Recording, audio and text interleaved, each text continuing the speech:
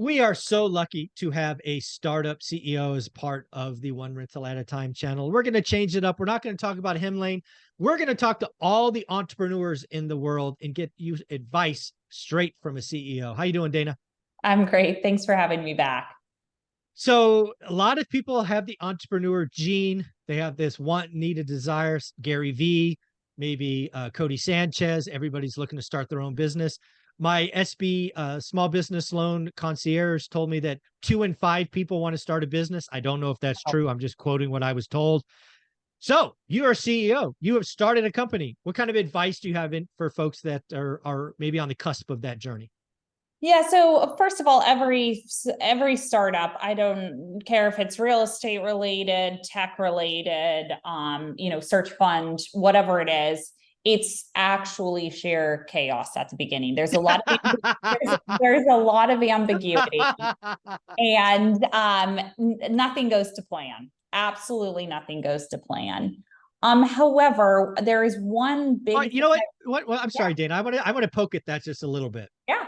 Because I think a lot of people, I don't know how to say this, romanticize being a startup CEO.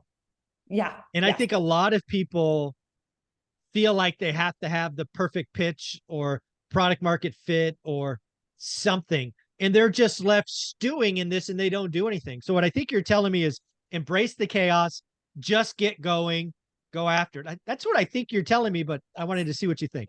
Yeah, it's sheer chaos. You have to dive into the deep end at some point, and no time is the right time to start a company. Like when I started Hemlane, I had $0 in my bank account and was literally living in like 300 square feet with one other person. Wow. Sold my car, couldn't even afford a car at that point, couldn't even afford a bus ticket in San Francisco. Wow.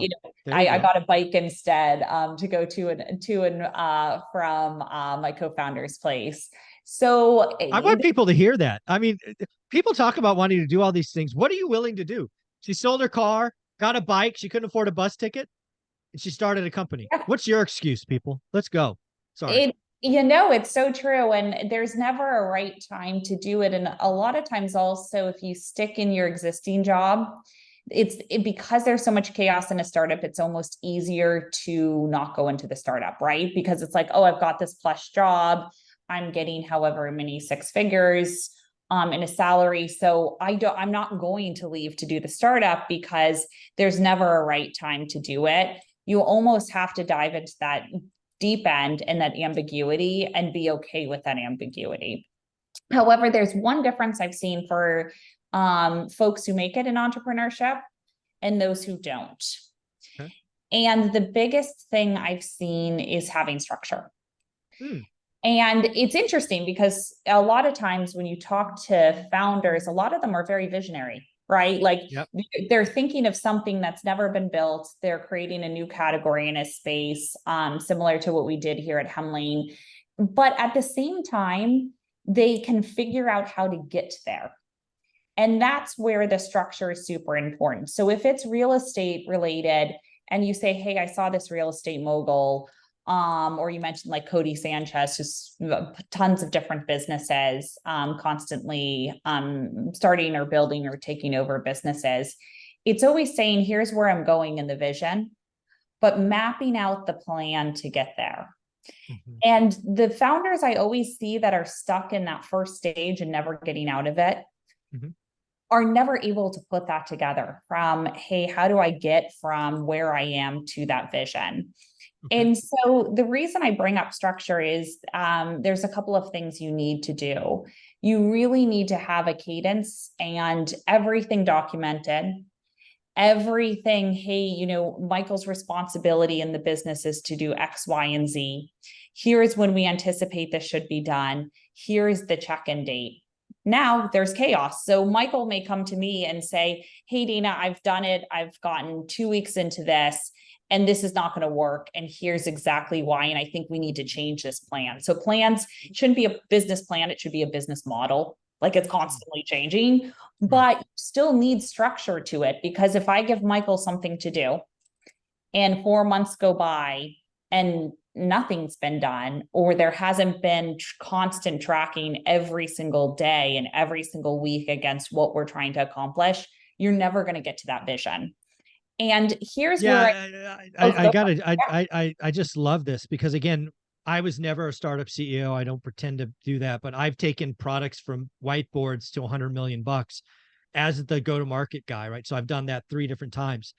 And really what you're talking about here is establishing a cadence, establishing expectations, and holding people accountable.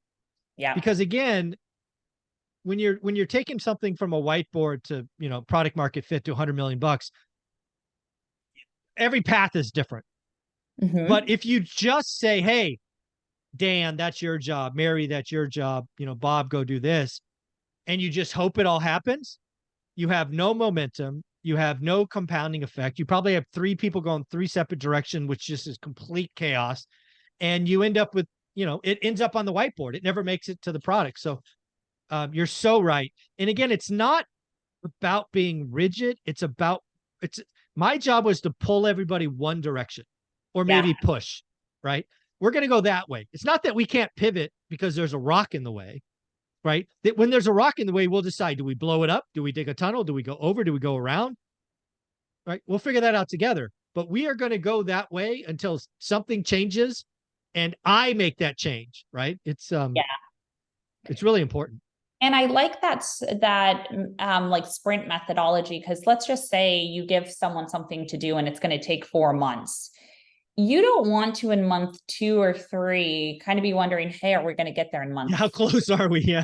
So you have to break it down almost and say within 2 weeks, this is what we expect to happen. Yes. And it's much easier then to figure out, is this person going to be able to accomplish what we've given them to do? Or there's a couple of things that come out of that. One, they're in over their head. This is not the right position. Yeah. 2, it's shocking how much that is the answer, right? Because I built teams, I qualified everybody to be on it. There's sometimes it's just not, the person in task fit's not there. The sooner you find that, you could save months of pain. You save so much, exactly, from that perspective of making sure you have the right people in the right position.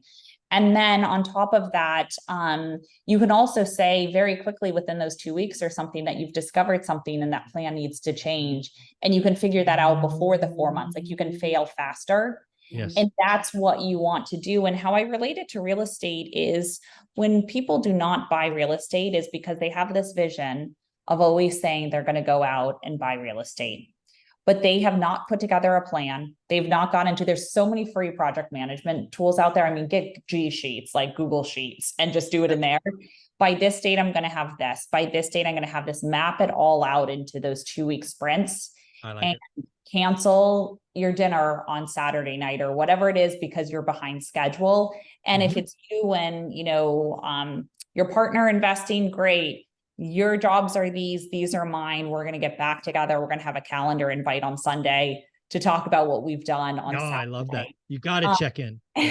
You have to have check-ins, but that's where businesses fail. And I've seen this a lot with startup founders who come to me and they're kind of lost in this seed stage or this pre-seed stage, and they can't get past that. And what I noticed with it is they don't have any structure. And they've hired all these people and they're like, oh, but they're really smart. It's like, well, do you have them in the right role? Do you have this? Oh, I hear that all the time. It's like, yeah, I got the smartest people. I've got the guy, the woman, doesn't matter. If they're not being led and held to tasks, they're going to be busy. They're going to, suck the operational cash out of the business and you may not get anywhere. It's painful. And the best thing about that structure is every single thing should have a metric against it. Yes. So not at like the detailed task level, but at like the higher level of like, I have hired Michael to, let's just say Michael and I are going to go in on real estate investing right now.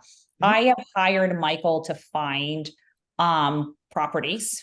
And here are our minimum qualifications. Here's our buy box. Then what it comes to is checking in with Michael, and maybe it's, hey, Michael, you have to be researching every single these 5 cities we've determined are the ones we want to invest in. So every single property that's on market, well, you might fail it and say none of them meet the buy box. And now we got to get creative and figure out, hey, can we come in with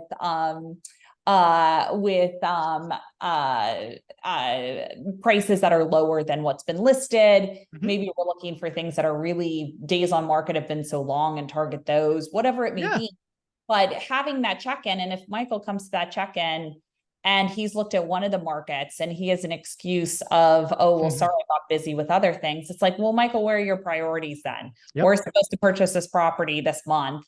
And so I think a lot of that structure really helps push things forward. And what I have found with people is people are very uncomfortable at first with structure. Yes. I can't tell you how many people get really, really nervous almost when they get to Hemline about that structure. What's really interesting is you give them a couple of months in that really uncomfortableness of structure, and you're responsible and you've got to make this. And then suddenly they feel like they're a part of a winning team of and you yearning for that structure, and wanting that and wanting to make sure people are held accountable, because it helps them when they go to someone else to make sure things are going to get done and it's not going to fall back on them. Yeah, I think that's wise advice. Folks, again, advice from a CEO, a startup CEO. Dana, thank you for being here. Where can people find Hemline? Yeah, you can go to www.hemlane.com. We support you with your property management. Awesome. Thank you so much. That was a great conversation. Have a great week. Thanks.